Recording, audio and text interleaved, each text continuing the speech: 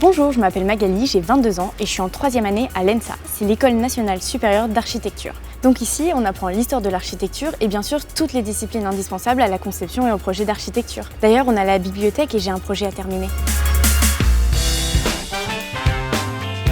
Ce que j'aime à l'ENSA, c'est de pouvoir développer ma créativité. C'est une très bonne ambiance et une vie associative très développée. C'est beaucoup de travail, mais qui procure énormément de plaisir.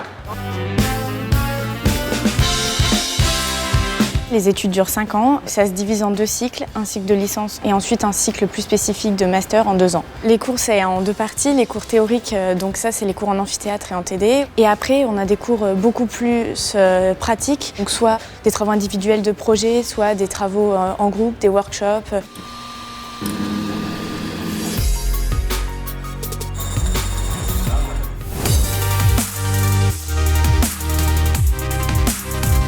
On attend d'un étudiant en architecture avant tout une grande curiosité, beaucoup d'enthousiasme. On attend aussi qu'il ait une certaine capacité à travailler en groupe.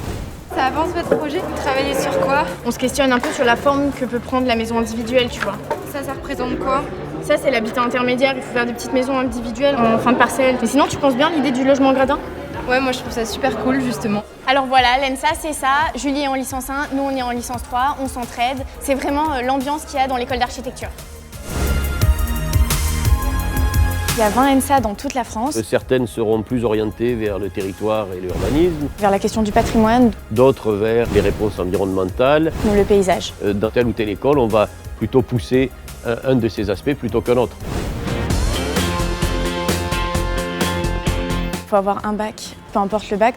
Ça se passe en 2 phases. Donc une première phase, une sélection sur les notes. Et dans un second temps, il y a un entretien dans lequel il faut montrer son aptitude à percevoir l'espace, sa curiosité, son intérêt pour l'architecture. On ne va pas demander à des étudiants de déjà avoir un savoir minimum en matière d'architecture. On va plutôt chercher la motivation, c'est plutôt le désir en fait. Pourquoi ce choix? Mais en fait, je me pose la question de l'échelle du logement intermédiaire par rapport à l'échelle du bâtiment collectif, parce qu'il y a une erreur d'échelle dans le projet, parce que j'ai l'impression qu'on ne rentrera jamais tous les logements nécessaires. J'ai peur que tu aies raison.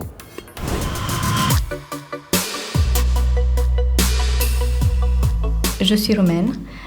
J'ai fait un Erasmus en France. Aujourd'hui, je travaille comme architecte dans une agence internationale. Un bon architecte, ça doit être quelqu'un qui a une très bonne vision dans l'espace et à la fin être un bon conciliateur.